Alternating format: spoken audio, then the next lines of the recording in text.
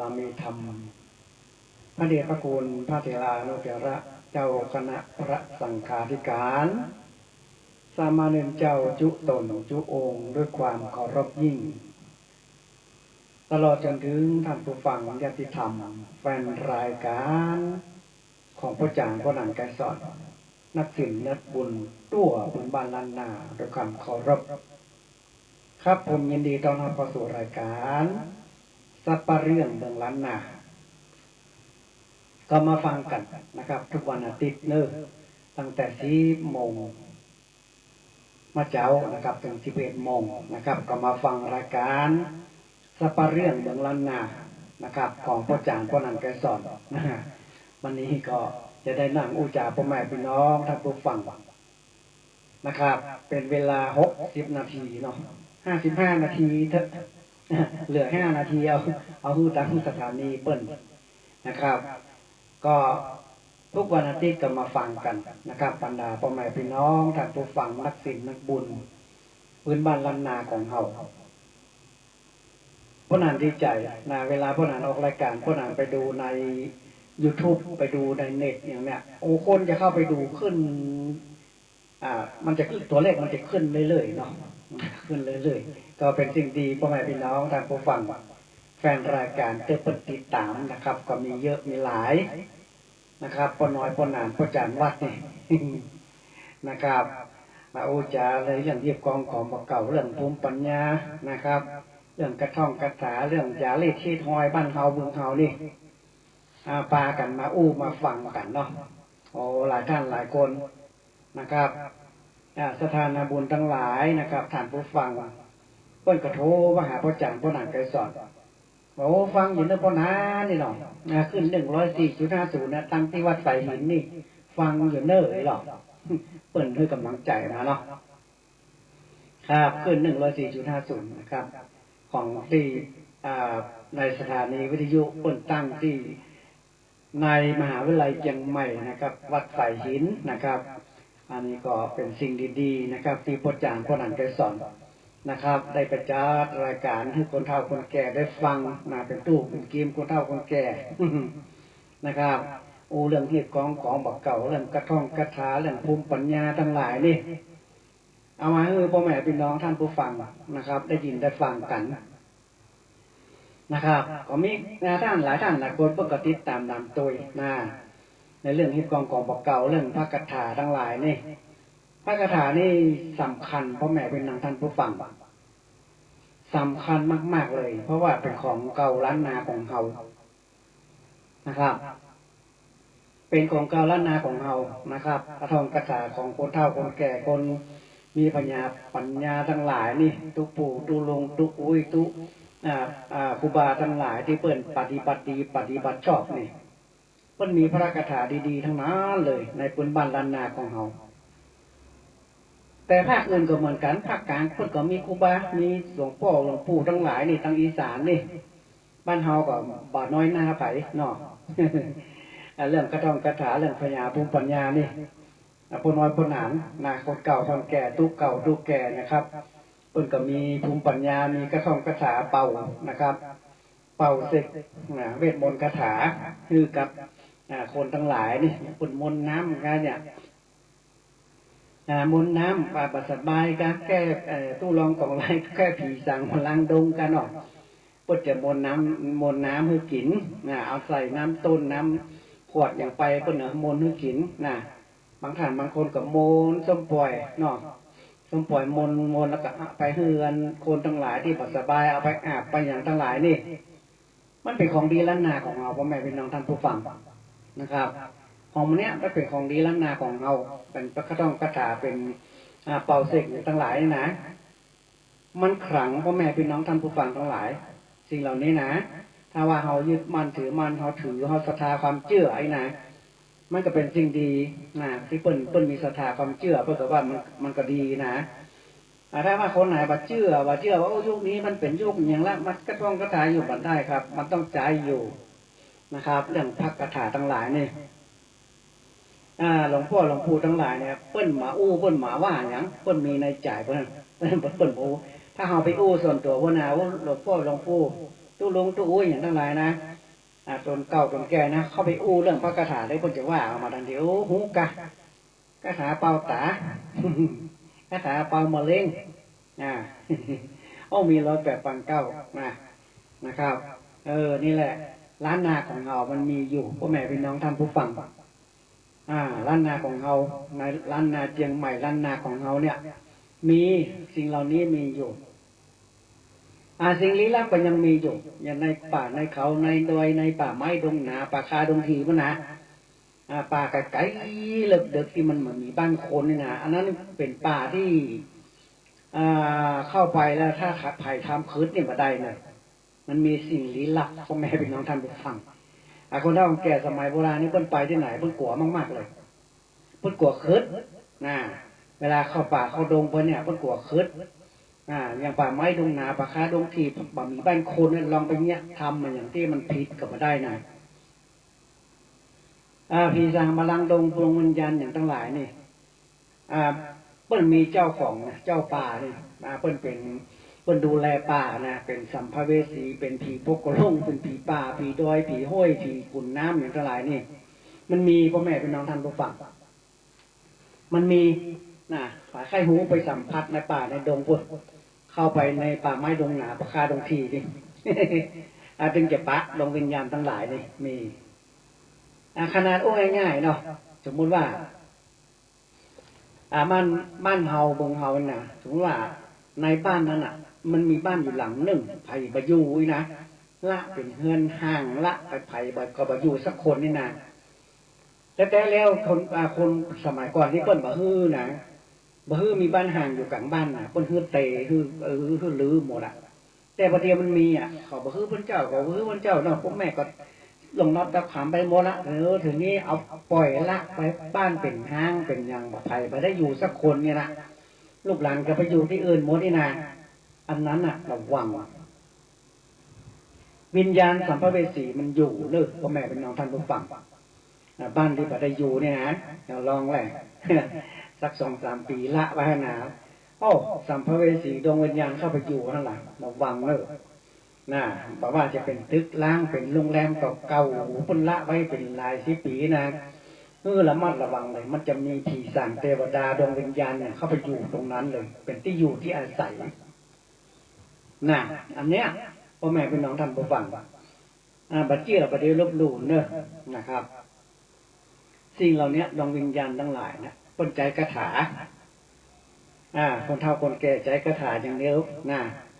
ใจคาถาเป่าเสกไล่โดยเวทมนต์คาถาผีมันกลัวนี่นะเวลาเสกเวลาไล่เวลาเสกคาถาพรมน้ำมนต์เสกขี้ทรายเสกข้าวสารวันสามบ้านสามจองเนี่ยเรื่องพระเวทมนต์ขลังเนี่ยคนเฒ่าคนแก่นะครับก็จะเสกข้าวสารเสกข้าวสารเสกขี้ทรายเนี่ยเอาเสกแล้วเพื่อจะเอาไปวันตัดในบ้านในจองในขวงบ้านขวงจองที่มันผีสัมภเวสีดวงวิญญาณอยู่นี่มันจะวันข้าวสารวันทรายวันทรายมันมีคาถาอยู่นะครับวันทรายวันคาถาโดยคาถาวันข้าวสารเวลาผีกะผีสือผีอย่างทั้งหลายดวงวิญญาณมาอยู่นะเพิ่นจะเสกข้าวสารเข้าวันเนาะอันนี้แหละแต่คนสมัยก่อนล้านนาของเรานี่เพิ่นจะทำกันการผีกันสางการผีกันสางมีหลายนักวิธีหลายอย่างอย่างเงี้ยนาที่มันเหม็นนี่เพิ่นจะตัดมาไว้บ้านผีมันกลัวเงี้ยนากลัวเงี้ยนาอย่างเคล็ดบัตตันเนี่ยบัตตันเนี่ยเพิ่นอย่ามาจงไว้ในบ้านผีมันจะกลัวบ่กล้าเข้ามาผีกะผีสื่ออย่างทั้งหลายผีปอบของทั้งหลายที่มันเป็นมงมาเมื่อคืนมีกระไซมันกลัวเวลามันหันน้ำบัตตันอยู่บ้านเพิ่นอยู่ปุ่นกับร่างกายหันในย่านาดกายมันผีมันจะกลัวดวงวิญญาณจะกลัวมันจะบ่กล้าเข้าไปบ่กล้าเข้าไปบ้านที่หันนี่เพิ่นเป็นเคล็ดลับสมัยก่อนนะครับเพิ่นจากการผีการสางโดยพระคาถาเวทมนต์นี่แหละครับผมแม่เป็นนางท่านผู้ฟังเวทมนต์คาถาเนี่ยเราต้องเรียนเราต้องสืบต่อสืบทอดกันมา เพราะนั้นก็ซื้อทอดมากันนักหลายครูบาอาจารย์ตั้งเจ้าเนาะมาว่าจะเป็นชนเผ่าปักกยอเป็นมงเป็นแมวเป็นพ่อปู่ตุลุงอย่างนี้พวกนั้นไปสืบไปทอดมาเลยนะครับไปสืบไปทอดมาไปตั้งขันมาไปขอเปิ้ลนะแล้วก็เอามาใจเสกเป่าอย่างทั้งหลายนี่มันก็ดีนะครับคนที่จะเสกจะเป่าได้คือมีฤทธิ์มีเดชเนี่ยต้องมีศีลนะครับต้องมีศีลมีธรรมอย่างบ่ฮือฆ่าสัตว์บ่ฮือลักทรัพย์บ่ฮือ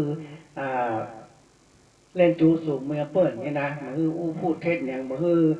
กินเหล้ากินยาไปสัมมาเลเทเมาอย่างทั้งหลายนี่นะอันนี้นะคนใจถือศีลได้เนี่ยคาถานี่จะเป็นมีฤทธิ์มีเดชมากๆเลยนะครับไอ้อย่างโจรผู้ร้ายเนี่ยมันไปฆ่าคนหนอไปฆ่าสัตว์หนอไปลักทรัพย์หนอไปเล่นเมียเปิ่นไปอู้พูดปดหลอกดวงเปิ่นไปกินเหล้าเมายาเนี่ยโจรผู้ร้ายนี่เอาคาถาไปใช้ไปได้นะมันบักขึ้นมันมามีฤทธิ์มีเดชนะครับมันมีฤทธิ์มีเดชคนต้องมีคนมีศีลมีธรรมก่อนถึงจะมีฤทธิ์มีเดชจะเกิดฤทธิ์เกิดเดชเกิดฤทธิติจะกับคนนั้นเลยนะอย่างพระคาถาเนี่ยเรามีครูบาอาจารย์เนี่ยเขาจะไหว้แล้วหรอกเวลาวันพระฤหัสมานี่เขาจะไหว้ครูบาอาจารย์เขาแล้วหรอก7 วันเขาไหว้เตี้ยนก็ดีแล้วหรอเขาไปหลอดกล้วยงามเครือกันไปหลอดปึ้งขั้นใดไปหาวสิ้นหาวผ้าหาวไปหลอดหาวลืมไปนะ7 วันเนี่ยหาวแต่งนั้นสมปล่อยเตือนมาสละสลงสักเก้าดำหัวเขาขอสุมาครูบาอาจารย์ตั้งเจ้าว่าเนี่ยอย่างลงไปที่มันพิษมันแผกไปก็ขอสุมาอาภัยเนิกนี่นะครูบาอาจารย์ประกอบจะให้อาภัยนะและฤทธิ์เดชของมันกระท่องกระถาก็จะดีเหมือนเดิมนะครับ7 วันหนึ่งเขาก็มาไหว้ครั้งหนึ่งเนาะมาไหว้เอาสมปล่อย7 ข้อเสียนาหลอดกอดนางนอนหัวแรงงอนปิมปาให้ฮักกูจักจังไรเอานี้หายก่อนดีลุนปรามีบุญโปโคมเนี่ยสมปล่อย7 ข้อ7 จื่อเนี่ยเอาเข้าใส่แก้วใส่สลุงน้อยๆแล้วก็เอาพระพรหมหัวเขาก็จะเกิดฤทธิ์เดชฤทธิติจะในคาถาในสิ่งอันใดที่เราทำกับมันก็จะศักดิ์สิทธิ์มันจะเกิดปาฏิหาริย์นะครับมันจะมีฤทธิ์มีเดชมีฤทธิติจะถ้าเอาน้ำสมปล่อยพรหมหัวนี่นะมันจะขลังพ่อแม่พี่น้องท่านผู้ฟังนะครับ7 ข้อ 7 จื่อประจำเมาเขาได้ประจำก็โทรมาหาพนานเนอเซนาลอดกอดนางนอนหัวเลี้ยงหมอนปิมปาให้ฮักกูจักจังไรออกหนีหายก่อนดีลุนปรามีบุญโปคม7 จื่อ 7 ข้อเอาสัตเอาใส่ส้มปล่อยเอาไปปะเก้าบงหัวเห่า7 วันครั้งหนึ่งส้มปล่อย7 ข้อเนอะนะครับมาตั้งแต่นั้นเราก็ไหว้หาครูบาอาจารย์ก็ได้เวลาที่เราจะแปลงน้ำก็มีส้มปล่อยใส่เก้าใส่หัวเห่าเนาะก็เอาพุทธคุณธรรมคุณสังฆคุณก็ได้อิติปิโสสวากาโตสุปฏิปันโนก็ได้เอาเสกเอาเป่าหรือว่าจะเอากรรมที่พวกนั้นเคยบอกก็ได้กรรมที่พวกนั้นเคยบอกคือเป็นกรรมไหว้ครูหังวันตามิพุทธคุณนังธรรมคุณนังสังฆคุณนังสิปปะคุณนังอาจาริยคุณนังเมนะทังสารนังคัจฉามิสัพพะอันตรายโยวินาศตุเมสาตุสาตุเนี่ยว่า3 รอบเลยว่า3 ครั้งแล้วก็ว่าสาตุพิษณุครูบาอาจารย์สถิตอยู่วิมานคำหลังเอกเหนือฟ้าเมฆปลายบนรังสิญาโยนวายแว่นนั่งนิดแต่งแก้วเรืองไลมีชิงผายองค์อาจดูวิลาศงามตาม่านแพอากาศกว้างแลสล่างเปิงเปล่าอักษรสาวแห่อ้อมปริวารร้อมรุมราเจิญเจ้าลงมาผายแพมาปานแม่ตุลิยนสปะนนถีม่วนดังตะต้นละเมาใจพิน7 สายลาบโลกอาสุปีลาหูปีปุดังนีเสียงปานิดวันนำเป็นระบำติ่งต้องสลองท่องเจ้าพร้อมปีเกี้ยวเสียงสวรรค์ ปีทาลมโลกังดังดิดเสียงปานิดบอนขังเจิญเจ้าจอมผังยศยิ่งมาลิงน้ำอ้อไหลลิ้นเอามนอินทิพเสกใบอ้ออาอิสีตาจะแม่นอุเป็นภาษาเอโอพญาจำไว้สภะจังไรจงฟังเหล็กนี่ห่างเลียบปั้นนั้นจงจังมีใจเนี้ยสิทธิกัมมังสภะป่าปังวินาสันตุสิทธิกิจังสิทธิกัมมังสิทธิกาลิยะตถาคโตสิทธิติโจจะโยนิจังสิทธิลาโพนิรันตลังสภะสิทธิภวันตูนี่ที่ขานว่าอาจารย์ว่าคล่องแคล่วเลยนะกำขึ้นครูนะครับอันนี้แหละเป็นสิ่งดีเลยนะเอาใส่น้ำความเย็นจมปล่อยใส่เก้าใส่หัวเอานี่โอ้ดีแต่พ่อแม่พี่น้องท่านผู้ฟังผู้คนนี่ต้องมีครูบาอาจารย์ผู้คนนะบอกว่าเท่าว่าแก่บ้านหนุ่มอย่างนั้นต้องมีครูบาอาจารย์อยู่กับตัวถึงแม้เราจะไม่ได้ห้ามก็เฮียนก็ต้องกระถางอย่างอาจารย์เด้อเขามีครูบาอาจารย์อยู่กับตัวทุกคนเลยมีเทวดารักษาตัวเขาทุกคนเลยฉะนั้นแล้วเราจะต้องบูชาครูบาอาจารย์นะครับโดยนำความเย็นจมปล่อยเอาสากเก้าดำหัวมาพรมหัวทุกวันพักนะวันพฤหัสบดีคือวันครูทุก7 วันนึงก็ใส่น้ำขมิ้นจมปล่อยรอบนึงนี่นะพระพรมน้ำขมิ้นจมปล่อยรอบนึงเนาะอันนี้แหละครับครูบาอาจารย์ตั้งเจ้านี่ยังปนานนี่บ่อยครั้งเลยที่จะทำน้ำขมิ้นจมปล่อยมาประพรมสระเก้าดำหัวนี่มันดีมันขลังพ่อแม่พี่น้องท่านผู้ฟังมันมีฤทธิ์มีเดชมากๆเลยนะฉะนั้นขณะเขาเสกเขาเป่าแล้วเขากินลงไปนี่นะพีสารมันลังโดงมันอยู่ในตัวเขานี่มันออกไปหมดหรอกปึ๊ดจิบเห็นหน่อยปึ๊ดกินนะน้ำสมปล่อยนะเอาจิบข้าวลึงน้อยหนึ่งกึ๊บหนึ่งนะมันกำไปมันก็ส้มๆเนาะเพราะว่ามันมาเบื่อนะยอดสมปล่อยคนยังมาใส่แกงป่าเนาะอันโนสมปล่อยพวกเอามาปักเก้าดงหัวนะครับเอามาจิบกินน้ำสมปล่อยหน่อยมันก็เป็นของมงคลเกือบกับตัวเฮาเลยนะครับอันนี้แหละพน้อยพนานพจานทั้งหลายนี่คนตึ้งละน้ำสมปล่อยก็ได้นะทุกศาสนาวิธีทุกอย่างเนี่ยบอกว่าจะเป็นงานมงคลกันว่ามงคลจะต้องมีส้มปล่อยผีตายเนี่ยเวลาไปป่าช้าเนี่ยก็แบ่งน้ำส้มปล่อยไว้ที่ประตูบ้านเนาะเอาถังเหลืองมันอย่างใส่น้ำส้มปล่อยไว้ถักหน้าบ้านที่เพื่อนจะเอาศพออกจากบ้านนี่นะไปถึงป่าช้าหน้าป่าช้าก็มีแหมหม้อมีแหมน้ำคุหนึ่งน้ำส้มปล่อยเวลาออกจากบ้านไปออกจากบ้านไปส่งศพป่าช้าประกอบเข้าไปป่าช้ากำออกมาเนี่ยกำออกป่าช้ามาเนี่ยเพื่อนจะเอาน้ำเขามีส้มปล่อยที่มันอยู่ประตูป่าช้านะเอาพรมเอาพดใส่รถเอาใส่เก้าใส่หัวล้างตีนล้างมือกลัวที่เนี่ยจันลายอย่างผมเนาะหน้าปัดสร้างปัดจ้านะเร็วมาถึงบ้านที่เปิดสายดำรงรับดับขันก็มีอันหนึ่งน้ำส้มปล่อยก่อนจะเข้าบ้านต้นกับเขาก็เอาน้ำส้มปล่อยว่าล้างตีนล้างมือลูกหน้าลูกตาแล้วก็เข้าไปบ้านศพที่เปิดเอาศพไปแล้วนี่นะอันนี้แหละละบาได้ก็ไม่เป็นน้ำส้มปล่อยนะละบาได้เนอะคือเอาไว้กับบ้านกับจองนะยิ่งปีใหม่กันให้ไปซักก้าดำหัวคนเท่าคนแก่ครูบาอาจารย์ตั้งเจ้านี่เอาส้มปล่อยไปซักก้าดำหัวมันเป็นสิ่งดีเลยงานว่ามงคลกับราคาบาได้คือส้มปล่อยเจ้าน้ำส้มปล่อยงานมงคลขึ้นบันใหม่ต้องแปลงน้ำพุทธมนต์ใส่บาตรพุทธมนต์เราพรมตับ้านตุเจ้าพระสงฆ์องค์ข้าเจ้า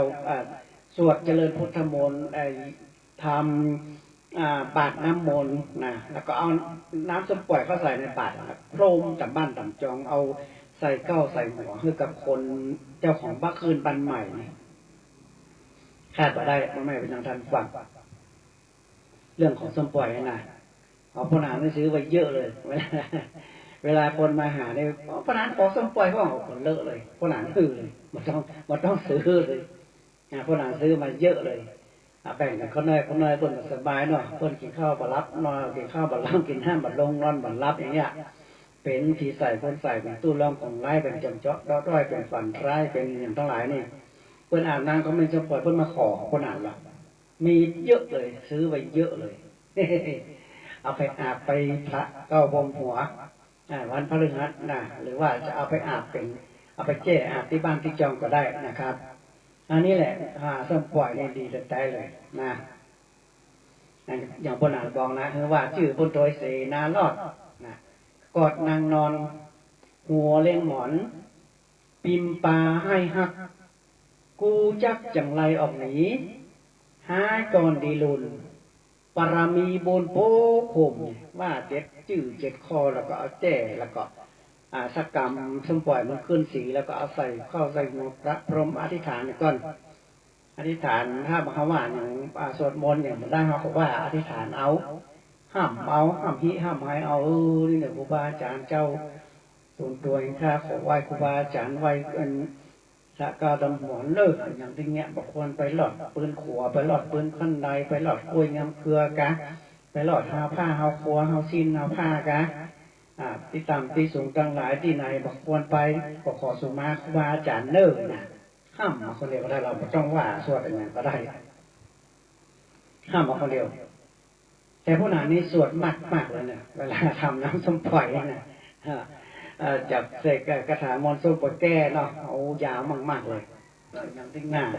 อาจจะเสกกระถาทองมีสารเสกเขาใส่บนเขาใส่ส้มปล่อยแล้วก็หลอดผ้าห่อบัวห่อซีนผ้ากันมันการตู้ดองของไร้ที่สูงตั้งหลายที่ไหนควรไปนี่ขอสุมาว่าจะเลิกน้ำมันล้มห้ามจมจอกก้อยเป็นตู้ถูกลองเป็น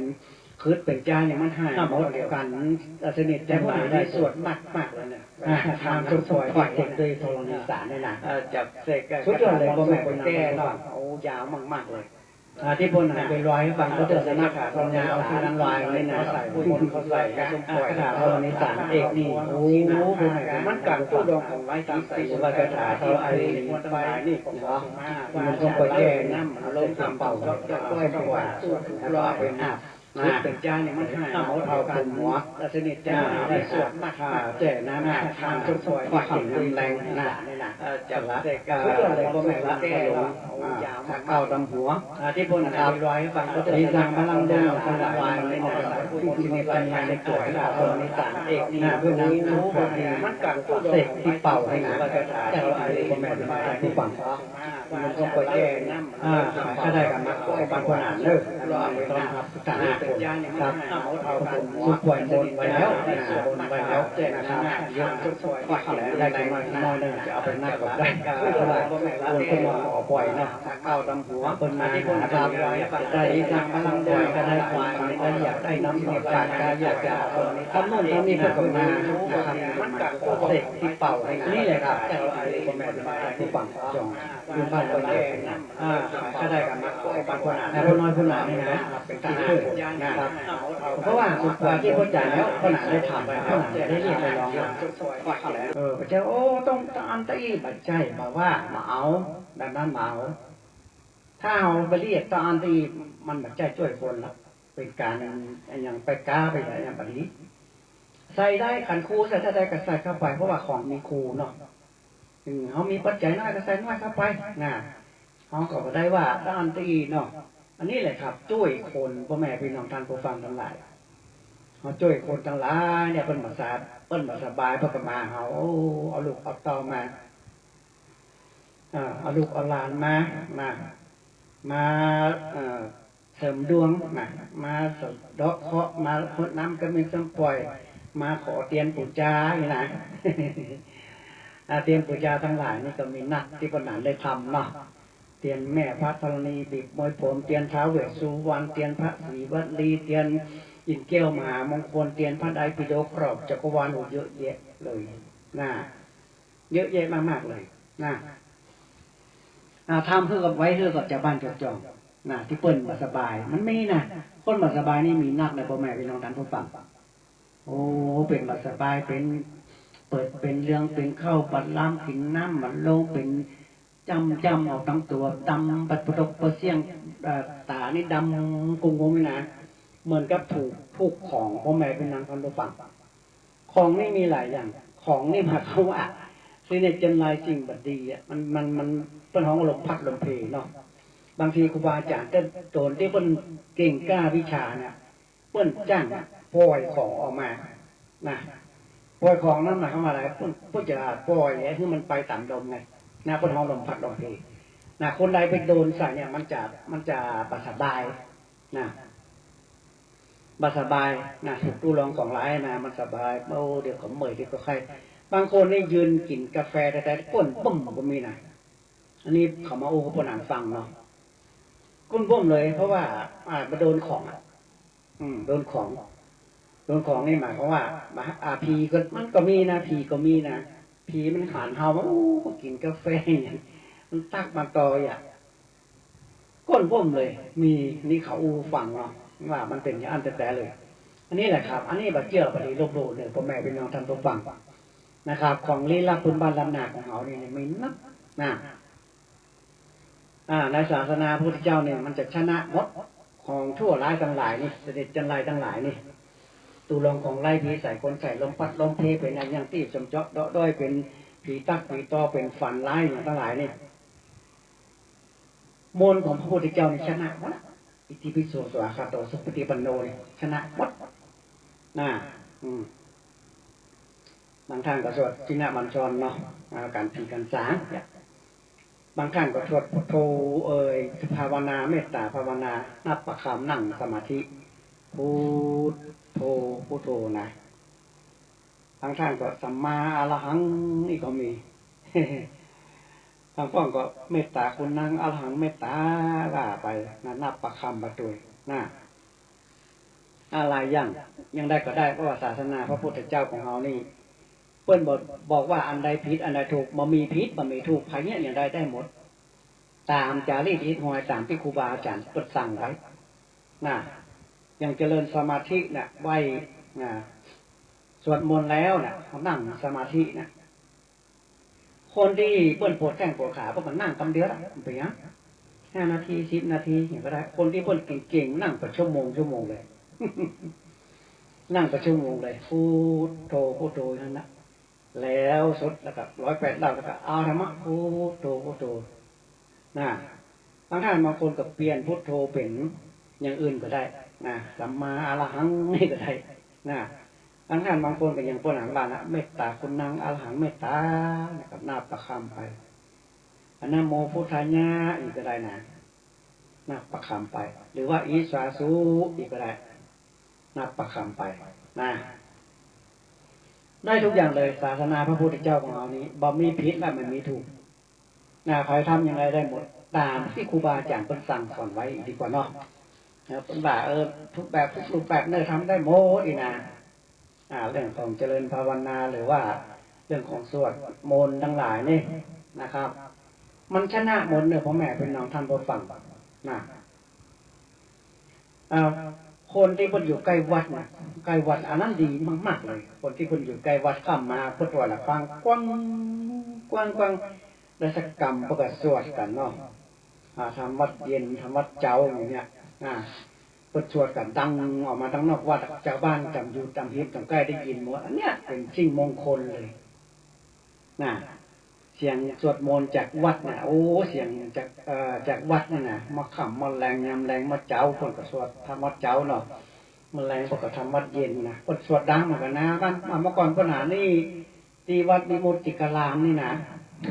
ท่านในมุดเนี่ยขำมาในสวดมนต์แล้วหรอตัวลุงแปลงเพิ่นว่าโอ้ก็จะห้องก็จะเอาประมาณสักทุ่มนึงเนี้ยก็จะสวดมนต์ขึ้นไปนะเขาเป็นเน้นเขาก็ประคองผ้าแล้วก็เข้าไปนั่งไปตุลุงนะก็จะสวดมนต์ทำวัดเย็นเพราะว่าดังเลยว่าเป็นหมู่เนาะอะระหังสัมมาสัมพุทโธภะคะวะอันตาตานิมะยันตังภะคะวันตังวาจายะอภิคายิตุงอุปภาคณะมะกาลังกโรมะเสพุทธวาลหันตาวลตาทิปุนาพิยุโตสุตาพิยานากาลุนาหิสัมคตาโตโพเทติโยสุสนาตังกามรังวสุโรมันจะมีพุทโธโยธรรมโมโยสังโฆโยเนาะแล้วก็กายเยนะนะฮะเนี่ยทำวัดเย็นม่วนเลยว่ากันเป็นโมนะ เขาท่องสวดเขาท่องไว้สวดมนต์เนี่ยเขาก็เวลาไปสวดไปเพื่อนเนี่ยมันม่วนหรอว่าดังได้เต็มปากเต็มคำเลยนะเมื่อเจ้าเนี่ยตุลุงก็จะห้องลูกหลด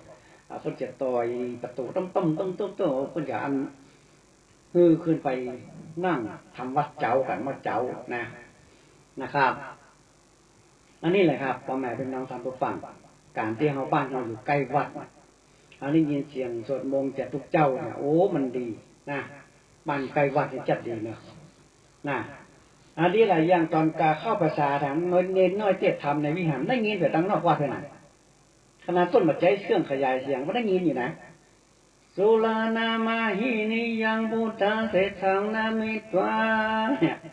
ทำอะไรคนโลกมหาวิบากที่ปันนสูตรทั้งหลายเนี่ยนะเขาก็ไปเรียนเนาะว่าเป็นเน้นเป็นพระนะนั่นนะครับสิ่งดีๆมันมีในศาสนาพระพุทธเจ้าของเราเนี่ยนะบทสวดทุกบทเนี่ยเป็นข้าคาถาหมดเลยพ่อแม่เป็นน้องท่านผู้ฟังนะอย่างบทลาจาโตวาเนี่ยกันผีได้นั่นน่ะลาจาโตวาโจละโตวามนุษย์สัตวามนุษย์สัตวาอกิโตวาอุทกะโตวาปิสาจโตวาขานุกะโตวาอสัทธมะโตวาอสันทิติโตวาอาสาปุริสัตตวาจันดาหัตถิอาสามิคาโคนากุโกละหิวิสิกามานิสัพพิเตียสัตตรสัสุกรามังสายะคาสาธีนานาพยาตัวนานาโลกาตัวนานาปัทวตวาละกังคันโตเนี่ยเป็นคาถาพ่อแม่พี่น้องฟังว่าเวรแรกเราว่าจ้าบอกเป็นน่ะบนราชาตัววันกันผีได้ไหนเวลาบนสวดมนต์ได้นะมันจะมีบนนี้ตัวนะอย่างบทเมตตัญจสัพพะโรกัสสมิงมณะสัมภาวะเยนั่นก็เป็นเมตตามหานิยมเลยเมตตาคุณนางกระหังเมตตาที่พระนานว่าเยอะน่ะบทเมตตัญจนี่นะโอ้สุดยอดเลยพ่อแม่พี่น้องท่านผู้ฟังทุกบทเลยที่เป็นส่วนบนของพระพุทธเจ้าของศาสนาพระพุทธเจ้าเนี่ยจะเป็นคาถาไปมากพ่อแม่พี่น้องท่านผู้ฟังอย่างคาถาที่คลอดลูกง่ายเนี่ยคาถาเปิ้นห้องอย่างคาถาอย่างที่เปิ้นคลอดลูกง่ายยะตัวหังภัคคณียาลิยยะสติยาชาโตนาภิสนามิสันติจะปานังชีวิตาวโลเปตาเทนะสุนัสนั่นแหละดีได้เลยเวลาจะคลอดลูกเนี่ยจะเกิดลูกนี่นะเอาไปเสกไปเป่าเพื่อไม่มานกินนะเกิดลูกง่ายพ่อแม่พี่น้องท่านฟังนะครับเกิดลูกง่ายแต่ละนะทุกบทเลยในสวดมนต์ของในศาสนาพระพุทธเจ้าทุกบทเนี่ยจะเป็นคาถานะพ่อแม่พี่น้องท่านฟังวิปัสสิสานามัตถุจักขุมันตสะนี่ก็คาถานะคาถาทำให้ตาแจ้งตาเป่งเนี่ยเสกน้ำล้างหน้าแก้มตาหันจักขุเนี่ยแก้มตาเขาเนี่ยมันจะหันวิปัสสิสานามัตถุจักขุมันตสะเนี่ยบทวิปัสสิเนี่ยนี่ก็เป็นคาถานะวโรวรัญโยมหาโลนี่ก็แม่นคาถาปอตานะครับนี่แหละในส่วนมนต์เนี่ยมันจะเป็นพระคาถาหมดโดยมากจะเป็นพระคาถาหมดส่วนมนต์ที่เขาไหว้เขาสร้างกันถึงวันได้นาที่ทุกเจ้าคนสวดถึงวันเนี่ยทำวันเช้าทำวันเย็นสวด7 ตำนานธรรมจักรอย่างทั้งหลายนะโอ้มันเป็นคาถาคุณแม่เป็นนางท่านฟังเป็นพระคาถาหมดหมดเนี้ยนะครับทุกบทเลยอิติปิโสพุทธคุณเนี่ยพุทธคุณของพระพุทธเจ้าเนี่ยสุปฏิปันโนเนี่ยสาคาโตเนี่ยมันเป็นคาถาที่สุดยอดเลยอิสวาสุอิปันว่ากันนั้นนะอิก็คืออิติปิโสสวาก็คือพระธรรมสาคาโตสุปฏิปันโนก็คือพระสงฆ์พระพุทธพระธรรมพระพุทธ56พระธรรม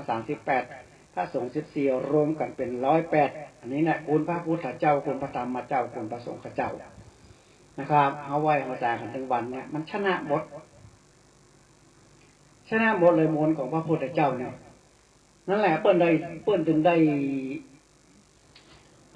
เปิ้นได้รณรงค์กันยังไงว่าพระพุทธศาสนาเป็นศาสนาประจำชาติไทยจะหูที่ไหนหูที่ธงชาติไงธงชาติเปิ้นบอกแล้วว่าสีแดงคือสีขาวศาสนาสีน้ำเงินพระมหากษัตริย์อันนี้แหละศาสนาพุทธเนี่ยเป็นศาสนาประจำชาติไทยเนอะ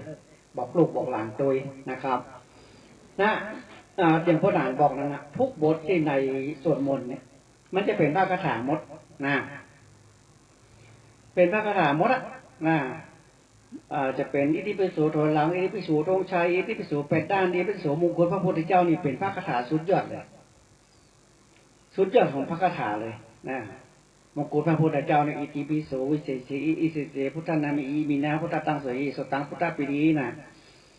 มงกุฎพระพุทธเจ้านี่สุดยอดเลยนะหรือว่าจะเป็นอิติปิโส8 ด้านนะอิละสาคตะละสาติหังจัตโตโลถีนังปิสัมละโลโภสัพุทธโสมานะกาลิตาโทภะสัมสัมวิสะเสภะคาพุทธปันทูธรรมวะคะวาโตโนอามะมะวาอเวสุนุสานุตินะอิติปิโส8 ด้านเนี่ยเป็นนอนห้วยนอนป่านอนดอยสุดยอดเลยแคล้วขนาดอันตรายตั้งหลายถึงมาไกลมาไกลน่ะอิติปิโส8 ด้านนี่นะ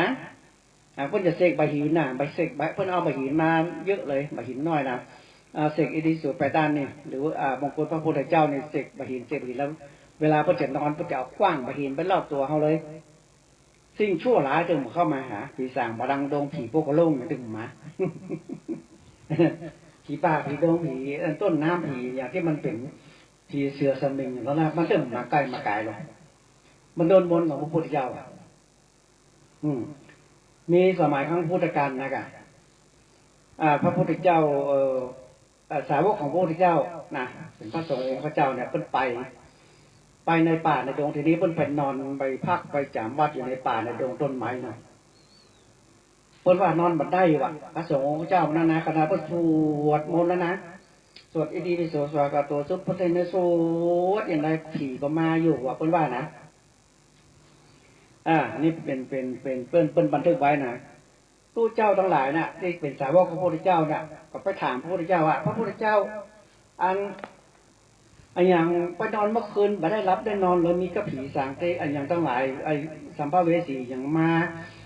ลังควานมาข่ำคืนไม่ได้รับได้นอนทั้งที่เฮาสวดพุทธคุณธรรมคุณสังฆคุณเนี่ยเป็นจะได้ผีมันถึงมาอยู่นะพระพุทธเจ้าประกาศตรัสว่าเอ้ยทำทำไมมันผีมันบอกว่าอิติปิโสสวากาโตสุปฏิปันโนมันบอกว่าว่าน้องปิ้นเนี่ยสุเจ้าผู้นั้นก็ที่เป็นสาวกของพระพุทธเจ้าเพิ่งไปในป่าในดงกันเมื่อคืนมาเพิ่นว่าไปที่ไปสู่หลวงปิ้นน่ะผีได้ยินแต่ว่าอันอย่างเนี้ยเขาเคยหูสักเตือนเนี่ยกำปิ้นเลยผีเลยไปเลยมันฟังบอกรู้เรื่องว่าอันอย่างว่ามันใจที่ไปสู่มันปิ้นไปเห็นน่ะผีหนีหมดเลยว่าหลวงปิ้นน่ะว่าพุทธคุณหลวงปิ้นน่ะที่ไปสู่หลวงปิ้นที่ไปสู่ถอยหลังเนี่ยผีกลัวหมดเลยติวาคาพระโทพุทธนังสานุตมะวะเทถาสัตติละสามะกัมจะลิปูโลตานุตอทูวิกะโลโตคะสุโนปันสัมนละจะชาวิโทปุสัมมาตัมหังระอวะคาพระโสภิรีนะว่าทีเนี้ยโอ้ยพระสงฆ์พระเจ้าทั้งหลายพวกสวดทีเนี้ยสวดปลาปิ้นนั่นนะบ่าเอาละตรงๆเนี่ยบ่าแล้วเอาปิ้นดีกว่าผีมันฟังไหนกูได้ยินจะเตือนเลยไหนเนี่ยมันจะที่ไปสู่มันปิ้นเมน่ะโอ้ผีปวดหัวเลยไปมาถึงมาใกล้มาไกลสาวกของพระพุทธเจ้าเลยสำเร็จเลยนะพุทธคุณก็ว่าปิติหิยุเวนพุทธทิวิตังจัปปัตโกยินะปะโอโกสีปะหิเอกุลิกะอาโกเทติสัมโมทัมตาวะคาพะโตขาวะกษัตริย์ว่าเปลี่ยนผีมันงง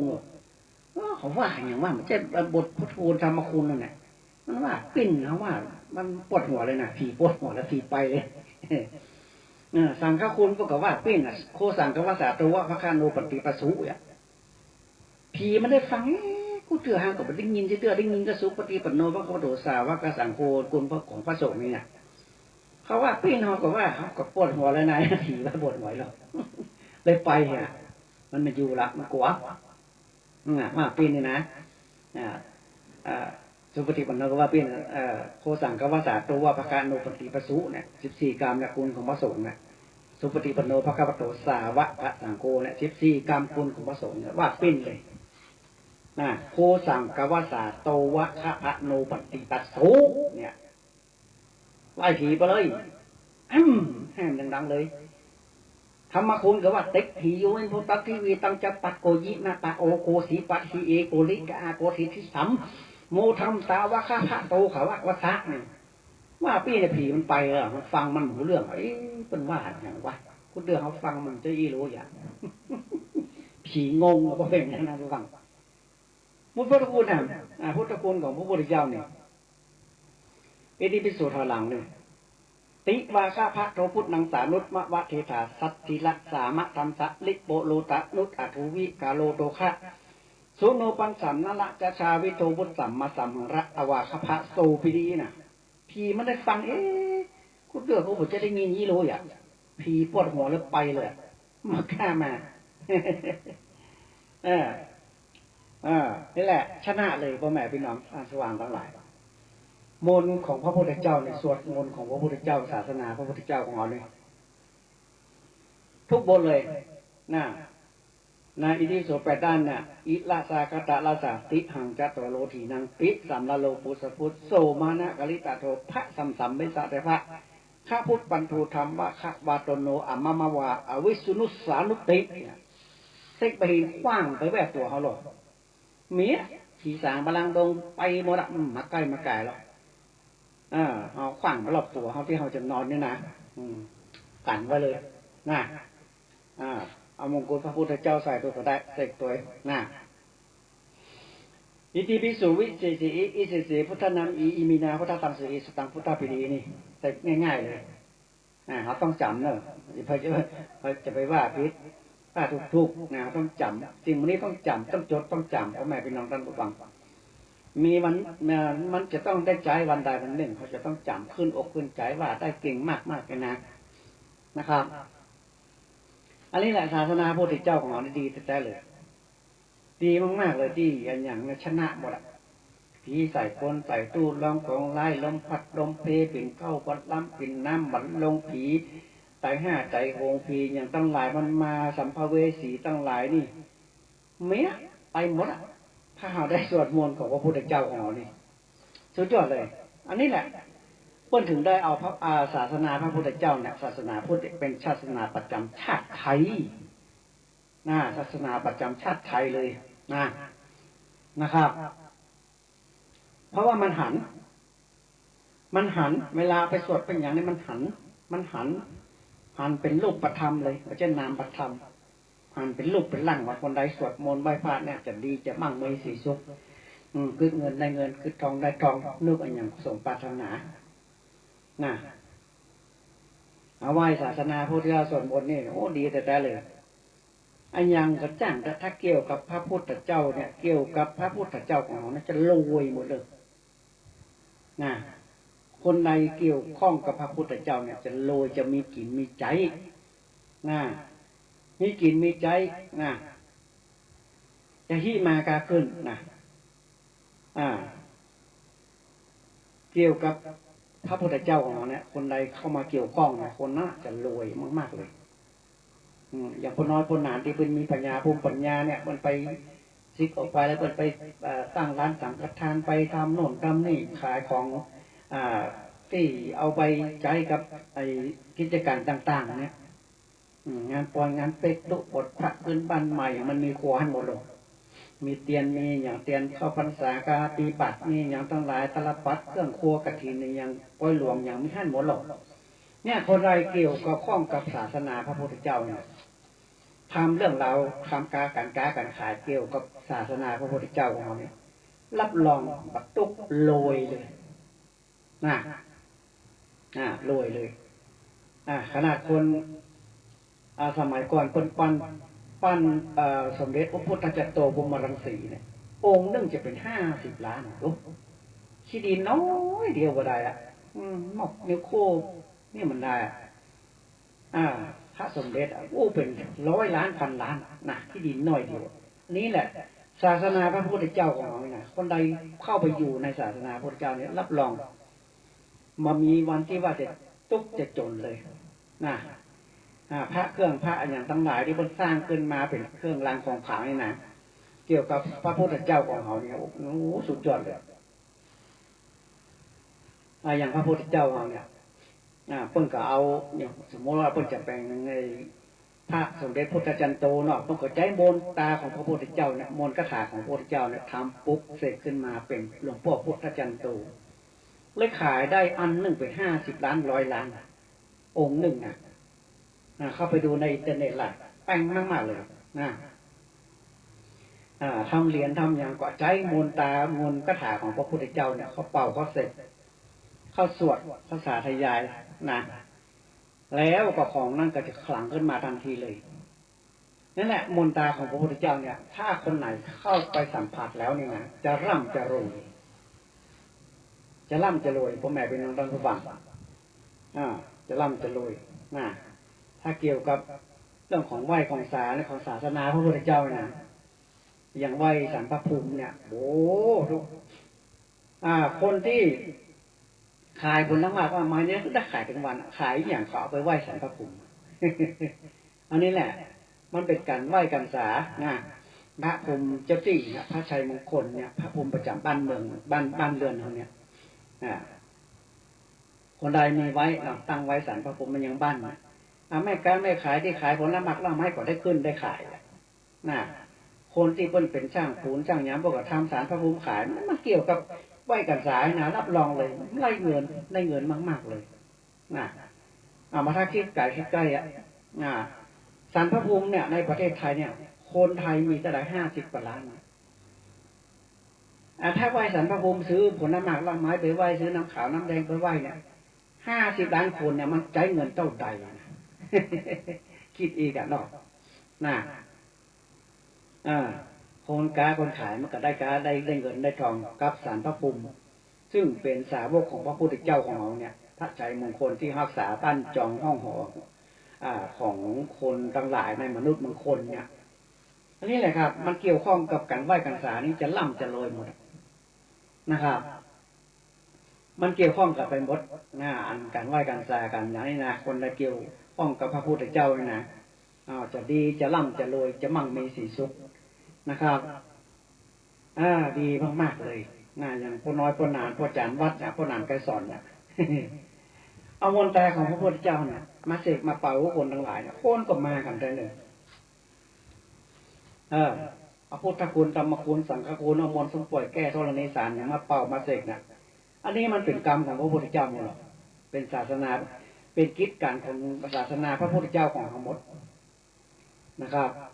เป็นกิจของพ่อน้อยพ่อหนานพ่อจานวัดหรือว่าเป็น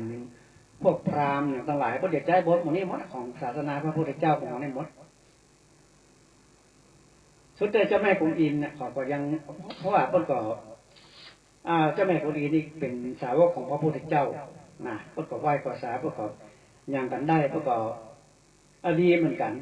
ทำให้คนเนี่ยมีจิตใจที่ดีขึ้นไหว้สาโพธิสัตว์กุนอิมเนี่ยโพธิสัตว์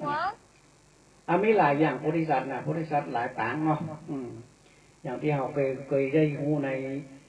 ประวัติของพระพุทธเจ้าเนี่ยนะโมพุทธายะเนี่ยนะครับมันมีพระโพธิสัตว์อยู่หมดนะครับพระพุทธเจ้าของเขานี่คือโคตมะเป็นงัวเป็นพระโคพญาโคนะครับโคตมะของพระเจ้าองค์ที่4 5พระอริยะเมตไตรเนาะอันนี้แหละครับมันเกี่ยวกับโพธิสัตว์เหมือนกันนะพวกศาสนาพระพุทธเจ้าของเราเนี่ยแต่เขาก็บอกว่าพระพุทธเจ้าองค์ที่5เนี่ยมันโพธิสัตว์นี่จะเป็นอย่างของนู้นนะสัตว์ตัวที่พระพุทธเจ้าที่เพิ่งจะมาอย่างบัดนี้คือพระโคเนาะโคตมะพระอริยะเมตไตรที่จะมาถึงนี้อาจจะเป็นสัตว์ตัวใดตัวหนึ่งก็ได้ที่เพิ่งจะยกย่อขึ้นมาคือพระพุทธเจ้าอยู่ในโพธิสัตว์อันนั้นนะอย่างแมวเนี่ยอยู่ไหนเขานอนมือนั่นเฮ้ยมาอาจจะเป็นโพธิสัตว์ไปหน้าก็ได้หรือว่าเป็นหมาก็ได้เป็นสุนัขก็ได้สุนัขเป็นหมาคนคำก็ได้เนาะถ้าพระอริยะไม่ตายไว้นะมันจะต้องมีสัตว์ประจำพระพุทธเจ้านะอย่างถือว่านี่คือพระโคตมะเนาะพระโคตมะโคดมบรมครูเนี่ยพญางัวให้เนาะนะครับอันนี้แหละถ้ามันถึงพระอริยะไม่ตายจะต้องมีสัตว์ตัวใดตัวหนึ่งนะครับขึ้นมาเป็นสัตว์ประจำของพระพุทธเจ้าองค์นั้นเนาะแม่ไก่แม่กาแม่อย่างพญานาคพญาเต่าทั้งหลายนี่พ ยาโคนะไก่ไข่ห้าลูกห้าฟองเนาะแตกออกมาเป็นพระพุทธเจ้า5 พระองค์นะนั่นแหละ5 ปันพระภาษานี่จะต้องมีโพธิสัตว์เกิดขึ้นมาอยู่คู่กับพระพุทธเจ้าของเรานะครับ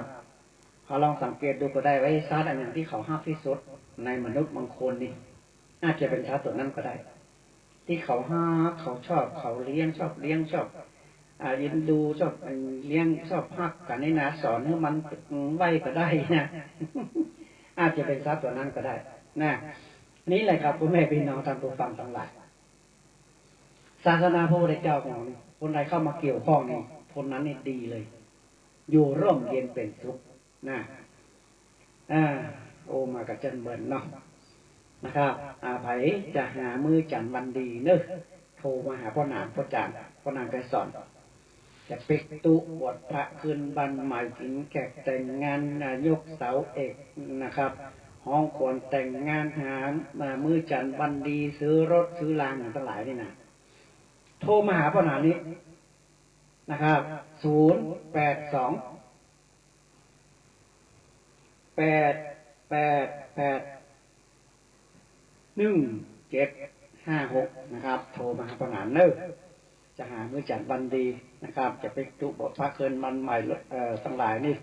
กินแขกแต่งงานยกเสาเอกตั้งศาลพระภูมินี้นะ